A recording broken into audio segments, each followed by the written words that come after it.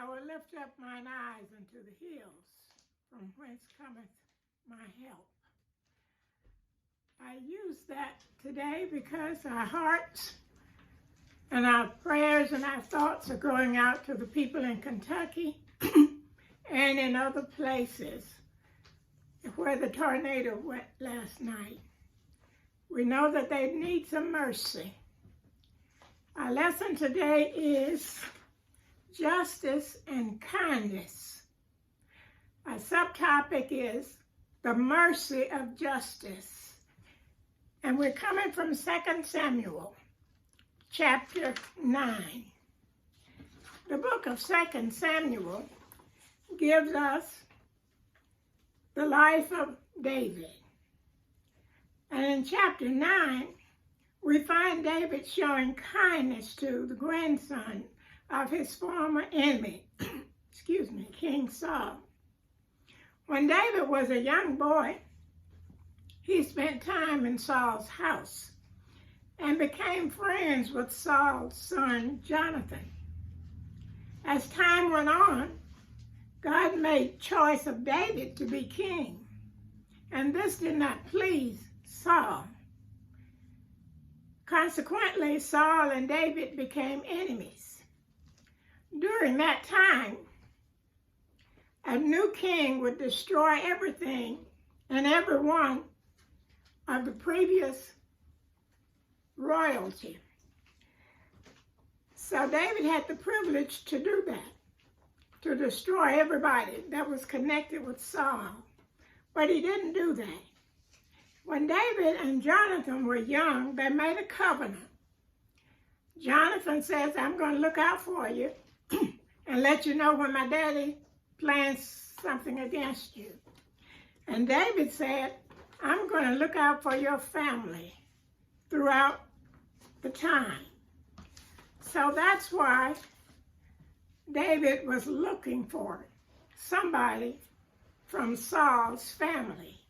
So as we get to chapter 9, David said, is there any yet that is left of the house of Saul, that I may show kindness for Jonathan's sake? We see here the kind side of King David. He wants to do something for a descendant of Saul, simply because he is the friend of Saul's son. So, but at that time, the people didn't know what David might want because he had the power to order this person killed if he wanted. But he said, I want to show some kindness for Jonathan's sake. Sometimes in this life, we receive some good treatment because of our relatives or our foreparents. So someone said, well, there's one left. Jonathan has a son. And David said, okay, let's go find the son and bring him forth. When David was asking the people, all of them acknowledged that they were David's servants. Therefore, that served two purposes. So that David wouldn't be angry with them, perhaps, and they wanted to make sure that they were protecting themselves by declaring that they were on David's team, so to speak. So they sent for Jonathan's son, and Jonathan's son was crippled, and they pointed this out to David. They said, he's got a son, but he's crippled. And he lives down in Lodabar. And David sent for him. And when the son came, he announced that he also was a servant of David. And that he was there because the king had sent for him.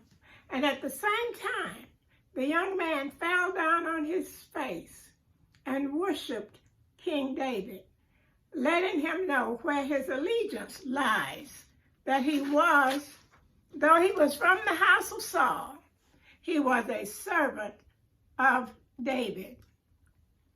Then as we look at verse 9, the king called to Ziba, Saul's servant, and said unto him, I have given unto thy master's son all that pertained to Saul and to all his house. David not only spared his life, he gave everything that would have belonged to Saul to this young man. And he said, Thou therefore and thy sons and thy servants shall till the land for him, and thou shalt bring to the fruit, that thy master's son may have food to eat. But the son shall eat at my table. David is letting them know that he has providing for Jonathan's son, and that not only is he looking out for him, but he's looking out for his servants and for all of those who work for him. And this just lets us know that sometimes we inherit things from our foreparents and enjoy privileges that they never had, and that we should be appreciative when people show kindness to us. And we need to pass it on and show kindness to other people. And as Jonathan's son had a young son, and all that dwell in the house of Ziba was servants. I have trouble pronouncing Jonathan's son's name, so that's why I keep calling him Jonathan's son. But at the same time, David showed kindness because he had promised Jonathan, I'm going to look out for you. We have to keep our promises, and we have to do those things that are right in the eyes of the Lord, because God tempers his justice with mercy. The examples that he has given us in the Bible are real people. They're not perfect people. David was far from perfect, but David loved the Lord above all else, and he was a man of his word, which lets us know that we have to do those things which are right. We have to show kindness to others. We have to make sure that we hold the door open for those who are going to come after us.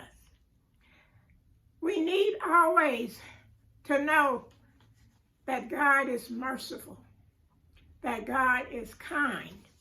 And sometimes when we're in the middle of a situation, we might not think so.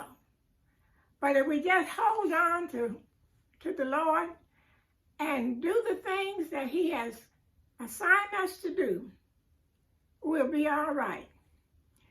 The icon, Diana Ross, and the Supremes made a popular song with a Christian message.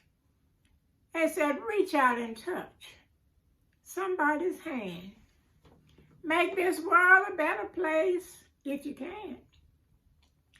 Take a little time out of your busy day to give encouragement to someone who's lost his way. Try a little kindness and you will see. It's something that comes naturally. If you see an old friend down and out on the street, remember his shoes just might fit your feet. We can change things if we reach out and touch and show a little kindness and in a way that we can.